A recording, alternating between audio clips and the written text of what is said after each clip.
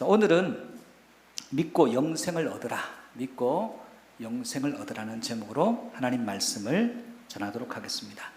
한 어린아이가 고아원에서 입양을 기다리고 있어요. 가능하면 젊고 부잣집에 입양되고 싶은데 하필이면 나이 많고 연세가 연로하신 할머니께 입양이 되었어요. 근데 그 할머니는 신앙이 좋아요. 그래서 이 아이에게 성경을 가르쳐주고 어떻게 기도하는지를 가르쳤어요. 신앙을 배운 거죠. 근데 이 아이가 13살 때 할머니가 돌아가셨으니까 갑자기 또 혼자가 된 거예요. 그래서 이 집 저 집 입양을 가게 되는데 굉장히 어렵게, 때로는 인간적인 모멸감을 당하기도 하고 그런 과정들을, 어려운 과정을 거쳐요. 그러면서 이 아이가 할머니께 배운 대로 하나님께 기도하기 시작해요. 뭐라고 기도하냐면, 하나님, 제 기도가 과합니까? 저는 침대에서 자고 싶은데 침대에서 자고 싶은 게 소원입니다. 책상이 없어서 화장실에서 공부하는데 책상 있는 집에서 공부하고 싶습니다. 식탁이 없어서 바닥에 쭈그려 앉아서 밥을 먹는데 식탁이 있었으면 좋겠습니다. 이게 과한 기도 제목입니까? 하면서 하나님 기도했어요. 그때 하나님께서 그 아이에게 응답하기를, 내가 너의 인생을 내가 책임져 주겠다, 그렇게 말씀하셨어요. 그리고 이 아이 인생이 풀리기 시작해요. 그리고 나중에는 유명한 방송 설교가 됩니다. 방송에 설교가 나오니까 가족이 없는 줄 알았는데 가족이 찾아와요. 아버지가 찾아오고 형제들도 2명이나 더 있고 누이도 2명이나 더 있어요. 아버지가 내가 잘못했다, 용서해달라고 해서 용서해드렸는데 가족의 면면을 보니까 형들 2사람은, 한 사람은 전과 7번, 한 사람은 전과 8번. 누이들의 삶을 보니까 누이들은 전부 다 술집에서 술을 파는 그런 모습으로, 도덕적으로 보면 지탄받을 그런 모습으로 살아가고 있어요. 가만히 생각해 봤어요. 내가 버려진 게 이게 참 내게는 고통이고 아픔처럼 보이는데, 근데 그 상황을 딱 보니까 내가 버려지기를 참 잘했다. 왜냐, 그렇지 않았으면 나도 저들과 다르지 않은 모습으로 서 있었을 거 아니냐. 연로해서 나한테 큰 일들을 해주지 못했지만 그 할머니가 나한테 말씀 가르쳐주고 기도 가르쳐준 게 얼마나 감사한지 감사의 눈물이 흐르더라는 거예요. 여러분, 인간은 자기 지혜로 모든 상황들을 이해할 수 없어요. 우리에게 일어나는 모든 상황들을 자기 지혜와 지식으로 이해할 수가 없습니다. 믿음은 더더욱 그렇습니다. 믿음은 인간적인 지혜로 믿음을 이해할 수가 없어요. 오늘 본문은 니고데모라는 바리새인 출신의 산헤드린 공의회 회원이면서 바리새파 최대파인 바리새파 의원인 니고데모가 밤중에 주님을 찾아온 장면의 이야기입니다. 그렇다면 믿음은 어떻게 나타나야 되냐는 거예요. 믿음은 지혜로 안 되고 지식으로 안 되고 경험으로 안 되는데 믿음이 어떻게 표출되고 나타나야 될까요? 첫 번째는 믿음은 표적이 아니라 삶의 변화로 나타나야 한다는 거예요. 1절 말씀 봅니다. 그런데 바리새인 중에 니고데모라 하는 사람이 있으니 유대인의 지도자라. 2절입니다. 그가 밤에 예수께 와서 이르되, 랍비여, 우리가 당신은 하나님께로부터 오신 선생인 줄 아나이다. 하나님이 함께 하시지 아니하시면 당신이 행하시는 이 표적을 아무도 할 수 없음이니이다. 니고데모가 왜 밤에 왔을까요? 니고데모는 예수님을 추종해요.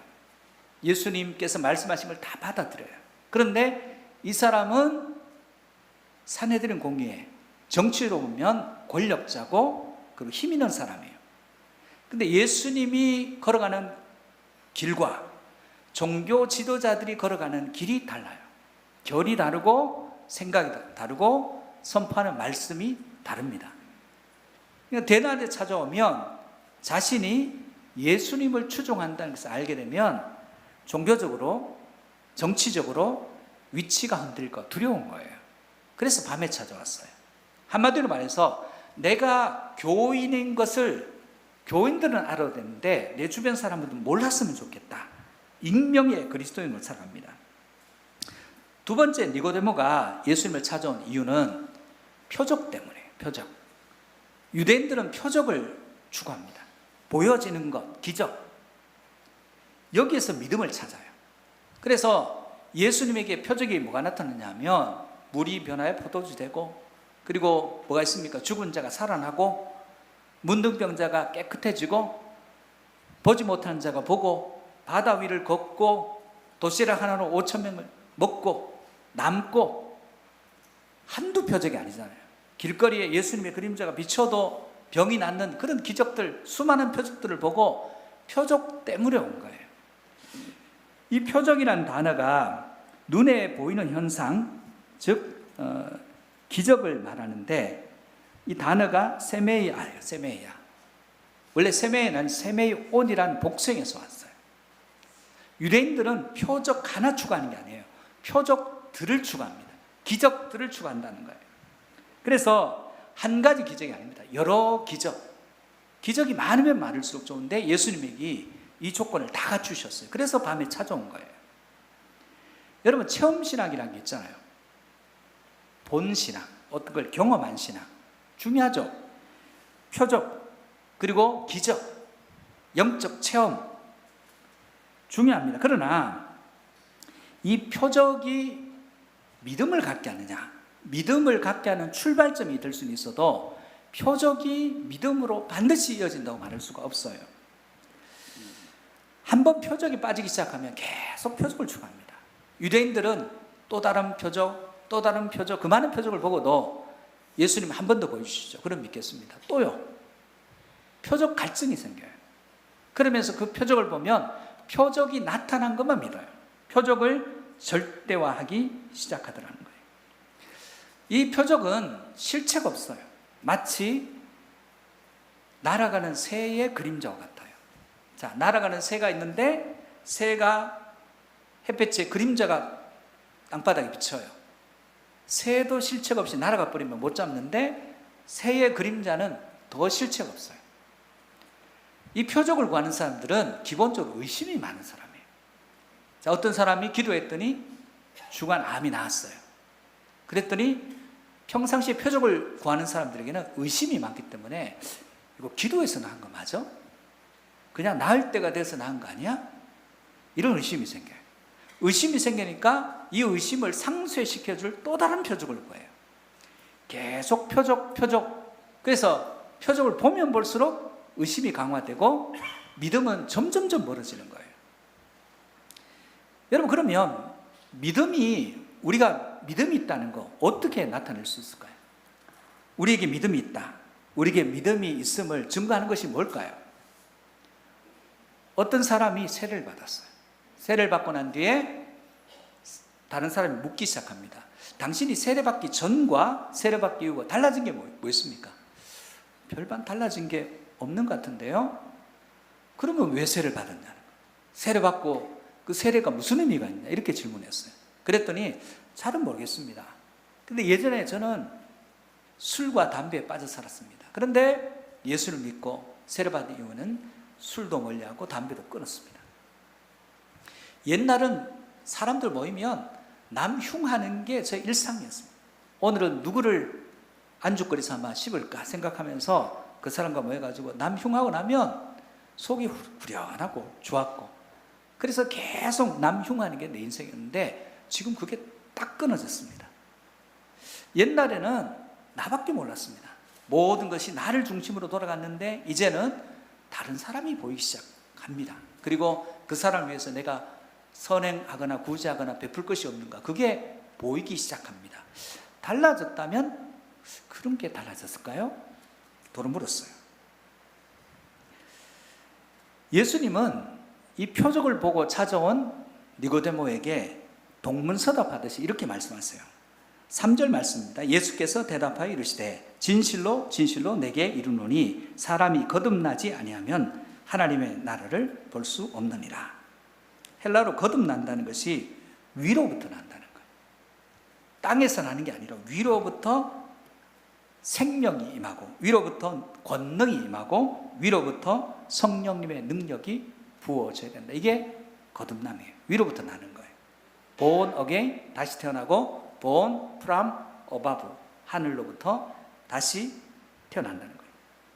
그러면 우리 삶의 변화가 뭐냐는 거예요. 우리 삶의 변화. 여러분, 예수 그리스도를 믿는 자들은, 믿고 변화된 자들은 십자가에서 모든 믿음이 출발해요. 어떤 사람은 십자가가 미련하게 보여요. 사형틀 아니냐, 힘없이 로마 군병에 잡혀가지고 그냥 사형당한 사형틀 아니냐. 그런데 어느 순간 그 십자가를 바라볼 때마다 저 십자가가 능력이고, 십자가가 나를 죄에서 건지고, 십자가를 통해서 하나님께 이루고, 십자가가 하나님의 능력처럼 보여요. 지혜로운 자는 자기를 믿어요. 자기 가진 것, 지식, 경험, 손에 붙들고 있는 거 믿어요. 그러나 더 지혜로운 자는 하나님을 믿고 하나님을 신뢰하고 살아가요. 참된 지혜가 뭐예요? 십자가 붙들고 승리하는 삶을 사는 것입니다. 여러분은 어떻습니까? 여러분에게 십자가의 의미가 뭐예요? 십자가의 의미가 미련하게 보입니까? 아니면 하나님의 능력처럼 보입니까? 십자가를 하나님의 능력으로 보는 사람의 삶은 변화될 수밖에 없습니다. 삶을 통해서 인격적인 변화가 이루어지더라는 거예요. 여러분, 여러분의 믿음이 삶의 변화로 이어지기를 축복합니다. 두 번째, 믿고 물과 성령으로 거듭나야 한다는 거예요. 니고데모는 이해를 못해요. 주님께서 하시는 말씀을 이해할 수가 없어요. 사람이 이미 태어났는데 다시 태어난다는 게 가능한가? 불가능해요. 아무리 생각해봐도, 아무리 궁리해봐도 억지스럽고 이상하고 어색해요. 그래서 4절에 이렇게 되묻습니다. 니고데모가 이르되 사람이 늙으면 어떻게 날 수 있사옵나이까? 두 번째 모태에 들어갔다가 날 수 있사옵나이까? 주님, 저 이해 못하겠어요. 태어났는데 어떻게 다시 태어나요? 이해가 안 돼요. 그리고 그러면 두 번째 모태인 어머니 뱃속에 다시 들어가서 다시 날 수 있습니까? 이것도 말이 안 돼요. 여러분, 인간이 미련한 것이 지금 시대만 미련한 것이 아니라 과거에도 미련하고 현재도 미련하고 미래도 여전히 미련하게 되더라는 거예요. 여러분 자신을 지혜롭게 여기지 마세요. 우리는 기본적으로 미련한 인생이에요. 고린도서 1장 21절 말씀입니다. 같이 보시겠습니다. 지혜 있는 자가 어디 있느냐? 선비가 어디 있느냐? 이 세대의 변론가가 어디 있느냐? 하나님께서 이 세대의 지혜를 미련하게 하신 것이 아니냐? 여러분, 하나님의 지혜는 세상 지혜로 안 돼요. 하나님이 주시는 지혜로만 하나님의 지혜를 얻을 수가 있습니다. 여기서 세상이라는 단어가 코스모스예요. 코스모스가 질서죠. 우주도 똑같은 말이에요. 사람이 지혜로운 줄 알아요. 아침에 동쪽에서 해가 떠서 저녁이 되니까 서쪽으로 떠요. 오늘만 그러는 게 아니라 내일도 그래요. 그 다음날도 그렇고 지금까지 역사에 계속 그래요. 그리고 봄이 왔어요. 봄이 왔다가 봄이 가니까 여름이 와요. 여름이 왔다가 여름이 가니까 가을이 와요. 가을이 왔다가 가을이 가고 나니까 겨울이 와요. 이 땅에는 자세히 들어보니까 질서가 있는 거예요. 질서가 어김없이 반복되는 질서가 있더라는 거예요. 다람쥐 쳇바퀴가 아니라 톱니바퀴처럼 된 기어처럼 한치 오차없이 물려 돌아가는 이 땅에 질서가 있더라는 거예요. 그래서 그 질서를 믿기 시작해요. 그래서 태양을 섬겨요. 달을 섬겨요. 별을 섬겨요. 그리고 이 시대의 변화들을 섬겨요. 이게 정당한 거냐는 거예요. 이 땅에 질서가 있으면, 그래서 질서를 숭배하기 시작해요. 이 세상에 질서를 부여하신 분이 있어요. 질서를 부여하신 분이 아니라 질서 자체를 절대화합니다. 그래서 질서를 섬겨요. 이게 인간의 어리석음이에요.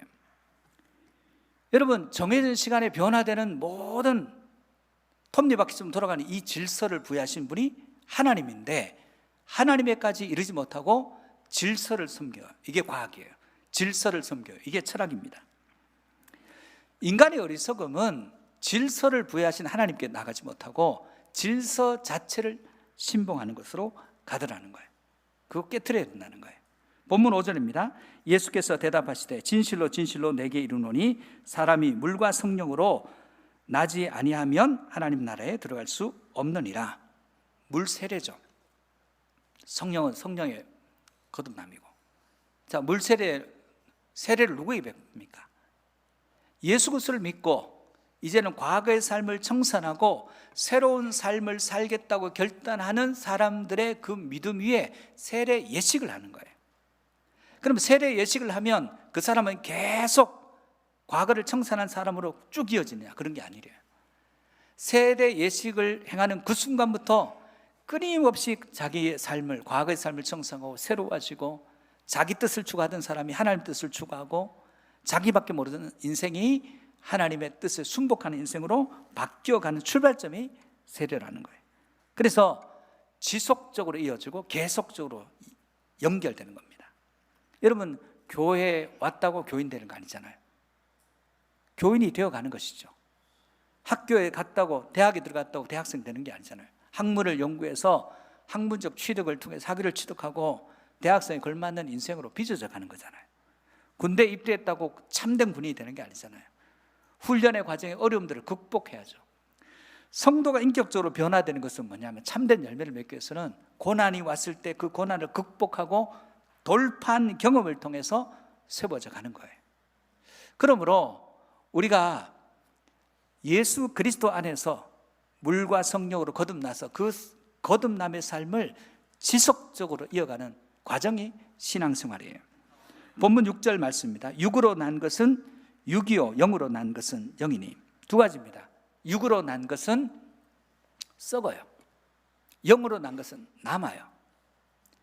여러분이 물질을 투자해서 만든 모든 것들은 썩어집니다. 새롭게 만든 것들 다 낡아집니다. 그러나 영적인 부분들, 믿음, 여러분이 믿음의 마음을 가지고 누군가를 위해서 헌신하고 구제하고 선행을 베푼 거, 내가 죽고 그 사람이 죽으면 잊혀질 것 같지만 하나님의 마음에 그게 남아요. 이 세상의 것은 다 썩어집니다. 그러나 하나님의 영적인 것들은 썩지 않고 남더라는 거예요. 여러분, 신앙은 이 예배당 안에서 결정된 게 아니라 그랬어요. 예배를 드리고 저문을 나갔을 때 일주일 동안에 내 삶을 통해서 예배자의 삶, 누구를 만나든지 그를 도우려고 하고, 자기 중심성을 내려놓고 고집을 꺾고 내 뜻이 아니라 하나님의 뜻을 받아들이고, 이해할 수 있는 차원이 아니라 이해 못해도 믿고 신뢰하고, 보고 가는 것이 아니라 보는 세계가 아니라 보지 못하는 세계를 바라보고, 하나님이 말씀하셨으니 그것이 있음을 신뢰하고 믿고 주님을 따라가는 것이 믿음의 여정이에요. 성령님을 만난 인생은 인격적인 변화를 경험하게 됩니다. 오늘 본문 7절 8절을 보겠습니다. 내가 내게 거듭나야 하겠다는 말을 놀랍게 여기지 말라. 바람이 임의로 불매 내가 그 소리는 들어도 어디서 와서 어디로 가는지 알지 못하나니 성령으로 난 사람도 다 그러하니라. 네가 성령 받았다는 증거가 뭐냐? 방언이다. 그렇습니까? 여러분, 우리가 방언이 필요하죠. 여러분들 방언 받으시길 바랍니다. 기도합니다. 기도가 더 쉬워지죠. 그러나 우리가 나타나는 중요한 건 뭐냐면, 내 안에 성령께서 임재하셔서 내가 믿는 자가 되고 영접한 자가 되면 내 안에서의 변화가 시작돼요.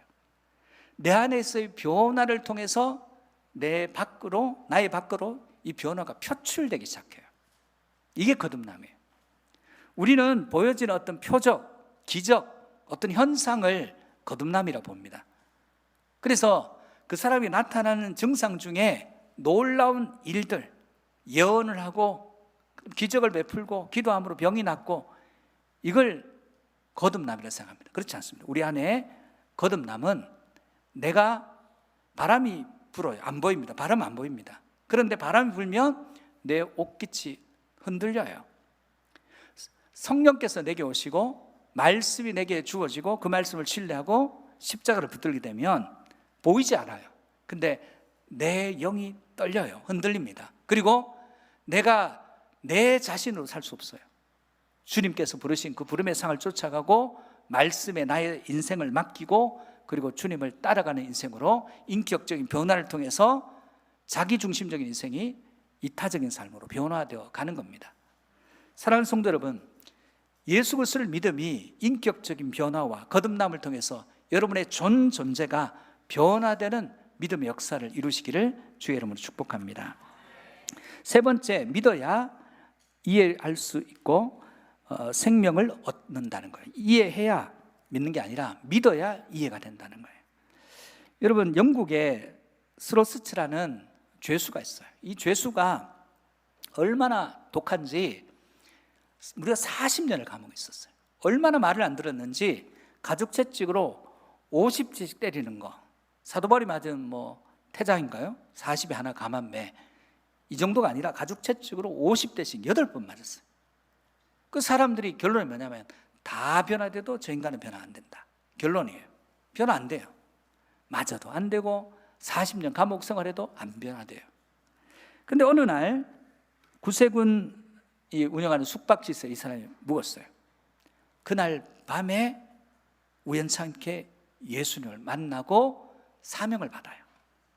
그래서 출소한 재소자들, 그들을 변화시키는 사역을 감당합니다. 많은 사람들을 변화시켜요. 그가 이렇게 고백합니다. 나는 400번 가죽 채찍으로 맞았는데 나 변화 안 되더라. 40년 동안 감옥에 있었는데 변화가 안 되더라. 그런데 내가 예수님을 만나니까 불과 1, 2분 만에 완전히 변화되더라. 예수님을 만나면 모든 것이 변화된다. 그럼 그렇게 보이겠습니다. 그렇습니다. 인간은 채찍을 안 돼요. 가둠을 안 돼요. 어떤 물리적 압력을 안 됩니다. 예수님 만나면, 십자가의 주님 만나면 바뀌게 됐습니다. 이해 아니에요. 납득, 공감 아니에요. 믿음이에요. 보이지 않습니다. 그러나 믿고 나갈 때 인격적인 변화, 삶의 변화, 거듭남의 변화, 그리고 영생을 얻는 변화에까지 이르게 될 줄로 믿습니다. 오늘 본문 9절에 보면 니고데모가 대답하여 이르되 어찌 그러한 일이 있을 수 있습니까? 반문해요. 어찌 그런 일이 있을 수 있어요? 어떻게 거듭날 수 있어요? 이해를 못해요. 그랬더니 예수님께서 10절에 예수께서 그에게 대답하여 이르시되 너는 이스라엘 선생으로서 이러한 것들을 알지 못하느냐? 너 선생이라고 하면서 그거 이해 못하겠느냐? 그런 뜻이 아니에요. 너는 남을 가르치는 선생이라고 하면서 왜 너는 이해되어야만 믿겠다 하느냐? 그러고서 어떻게 다른 사람의 스승이 될 수 있겠느냐? 여러분, 스승은 어떤 사람입니까? 자기가 다 이해하고 가르치는 게 아니에요. 때로는 이해 못하는 부분들이 있습니다. 믿음으로 받아들이고 내가 경험하지 못한 세계에 대해서도 수용하는 거예요. 그때 그 삶의 바운더리가 넓어져요. 커져요. 그렇습니다. 우리가 우리 삶에 이해하는 걸로만 살아가게 되면 인생이 좁아져요. 믿음도 마찬가지입니다. 우리가 다 보지 못해요. 다 알지 못해요. 그런데 하나님이 다 아시고 다 보셨어요. 하나님을 신뢰하고 그분께 나의 삶을 맡기고 그분을 따라갈 때 내 인생이 커져요. 내가 큰 사람이 돼서 또 다른 사람들을 가르칠 수 있는 인생이 되더라는 거예요. 여러분, 축복합니다. 여러분이 오랫동안 안 만났던 사람들을 만났을 때 그 사람이 여러분을 향해서 너 옛날과는 달라졌다. 옛날에는 너밖에 몰랐는데 내가 다른 사람을 섬기는 사람이 되었구나. 옛날에 말할 때마다 다른 사람에게 상처를 줬는데 너의 말이 다른 사람을 일으켜주는 입술의 열매를 맺게 되었구나. 이렇게 축복할 수 있는 변화된 인생이 되시기를 축복합니다. 본문 11절입니다. 진실로 내게 이르노니 우리는 아는 것을 말하고 본 것을 증언하노라. 그러나 너희가 우리의 증언을 받지 아니하는도다. 예수님은 하나님 나라에서 오셨잖아요. 그분은 다 하시고 다 보셨잖아요. 그 증언을 믿지 않는 것은 어리석은 일이에요. 우리는 하나님의 지혜를 세상의 지혜로, 우리 지혜로 받아들일 수 없습니다. 믿음을 이해하려고 하지 않고 먼저 말씀을 믿고 그분께 나의 삶을 의탁함으로 살아갈 때 믿음은 우리가 생각하는 세계보다 훨씬 더 큰 세계가 됩니다. 12절 13절 말씀 같이 보시겠습니다. 내가 땅의 일을 말하여도 너희가 믿지 아니하거든 하물며 하늘의 일을 말하면 어떻게 믿겠느냐? 하늘에서 내려온 자 곧 인자 외에는 하늘에 올라온 자가 없느니라. 인간은 이해 이해되는 것만 믿으려고 합니다. 그래서 작아지는, 믿음은 이해의 세계가 아니에요. 보이는 세계가 아닙니다. 이해되는 세계는 니고데모의 세계예요. 물론 예수님이 말씀하시는 세계는 직접 보신 세계예요. 경험한 세계예요. 경험한 자가 얘기할 때 보지 못한 자는 받아들이는 방법밖에 없습니다. 신앙은 삶의 연속성이에요. 신앙은 점이 아니에요. 선이에요. 오늘 옛 삶을 벗어버리고 오늘 내 고집을 꺾고 주님의 말씀을 쫓아가면 내일 또 쫓아가다 보면 이 점들이 이어져요. 그래서 신앙생활은 과거에 20대 내가 정말 열심히 했다, 필요 없습니다. 30대 내 엄청난 헌신을 했다, 의미 없어요. 40대, 50대, 60대에 교회를 위해서 생명 걸고 일했다, 의미 없습니다. 지금이에요, 지금. 그 모든 헌신이 지금도 이어지고 앞으로도 계속 이어지다가 어느 순간에 하나님 앞에 서는 겁니다. 이 연속성을 망각하면 우리는 어떤 인생의 부분에서 열심히 살았던 과거의 기억으로만 얘기합니다. 사랑하는 성도 여러분, 여러분은 여러분의 헌신과 믿음이 과거 완령으로 끝난 것이 아니라 지금도 ing로 진행되는 신앙인이 되시기를 주의 이름으로 축복합니다. 14절 15절입니다. 모세가 광야에서 뱀을 든 것 같이 인자도 들려야 하리니 이는 그를 믿는 자마다 영생을 얻게 하려 하심이니라. 광야에서 에돔 근처에서 이스라엘 백성들이 불평해요. 아무튼 불평할 게 많았습니다. 그럴 때 하나님 불변을 보내셔서 그들이 물려서 도구로 고통가며 열병 가운데 죽어갑니다. 그때 회개합니다. 하나님 잘못했습니다 했더니 모세를 통해서 하나님 놋뱀을 장대에 매답니다. 저 쳐다보면서 한다, 어려운 거 아니에요. 쳐다보면 되는 거예요. 쳐다보면 살게 되는 겁니다. 저거 쳐다본다고 내가 이 놋뱀하고 이 독과 무슨 관계가 있냐는 거예요. 이해가 안 됩니다. 그러나 쳐다보면 살아요. 여러분, 불뱀에 물렸던 사람이 놋뱀을 쳐다보면 살았듯이 이 땅 가운데 죄로 죽어가는 인생들에게 예수님이 이 땅에 오셔서 그 죄를 대속하기 위해서 십자가에 달리셔요. 십자가를 바라보면, 그 십자가의 공로를 의지하면 산대요. 이해가 안 돼요.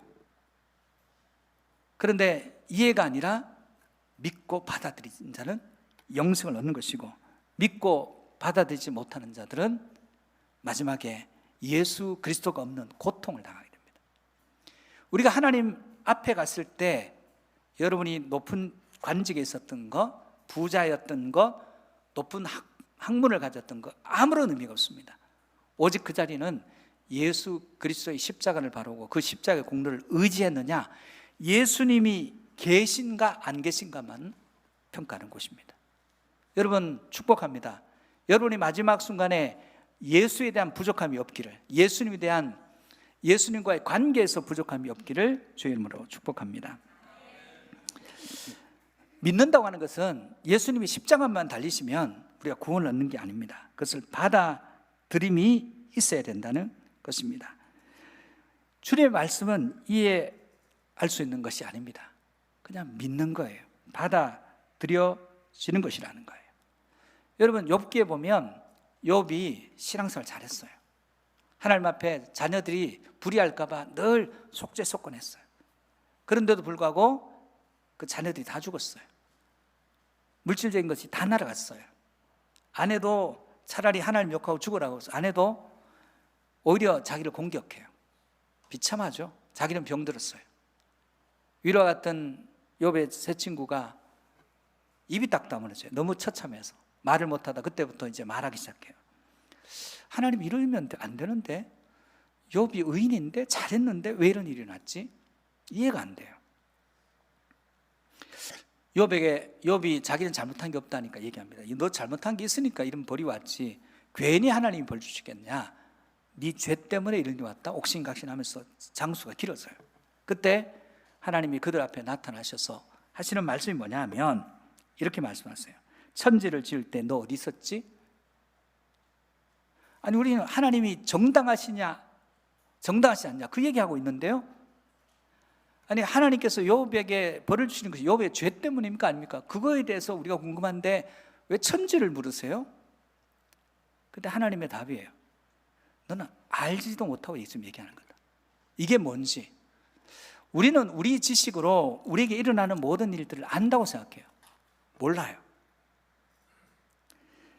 우리는 우리에게 고난이 왔을 때 하나님 나한테 어떻게 이러실 수가 있어요? 할 게 아니라 다른 질문을 해야 됩니다. 하나님, 이 일들을 통해서 하나님이 저를 통해서 이루고자 하시는 하나님 뜻이 무엇입니까? 저는 그건 아직 모르겠습니다. 하나님의 뜻을 저에게 알려주세요. 이걸 통해서 제 삶에 무엇을 바꾸어 가시기를 원하십니까? 그게 저는 궁금합니다. 그런데 대부분의 경우는 하나님, 내가 하나님께 어떻게 했는데 이래요. 왜 하나님 나를 배신하세요? 하나님 도대체 어디 계신 거예요? 원망과 불평으로 나가더라는 거예요. 성경은 변화된 사람에 대해서 얘기합니다. 니고데모는 밤중에 왔어요. 자기를 드러내지 못하는 인생이었어요. 표적을 받은 인생입니다. 그런데 결국은 born again, 거듭났어요. 그래서 백주대낮에 예수님의 시신을 수습합니다. 자기의 불이익을 결코 두려워하지 않습니다. 거듭난 인생이죠. 성경에는 거듭난 사람들의 이름들이 기록되어 있습니다. 물론 그렇지 않은 사람도 있습니다만, 사랑하는 성도 여러분, 우리는 우리 삶의 변화를 하나님을 만남으로 변화가 일어나야 됩니다. 그것이 우리의 믿음의 증거예요. 그리고 우리가 세례받았을 때 그 정신은 날마다 옛 삶을 청산해야 됩니다. 그리고 새로운 삶으로 나아가는 끊임없는 몸부림이 있어야 됩니다. 이게 신앙의 여정이에요. 그리고 거듭난 사람들에게 하나님께서는 영생의 복을 주신다고 하십니다. 여러분, 이 땅에 아무리 열심히 살아서 남은 것들은 다 썩어집니다. 그러나 믿음 안에서 여러분들이 영적으로 행한 모든 일들은 썩지 않고 남습니다. 사랑하는 성도 여러분, 믿고 거듭나서 영생을 얻는 하나님의 백성들이 되시기를 주의 이름으로 축복합니다.